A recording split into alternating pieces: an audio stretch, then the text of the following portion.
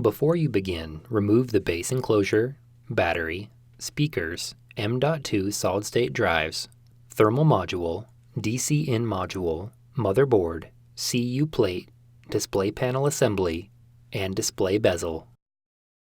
Removal. Remove the two 2.5mm P1 Phillips head screws that secure the left hinge support bracket to the display enclosure.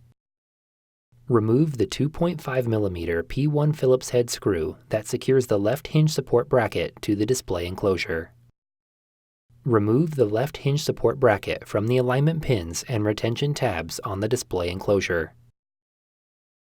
The right hinge support bracket is removed in the same manner.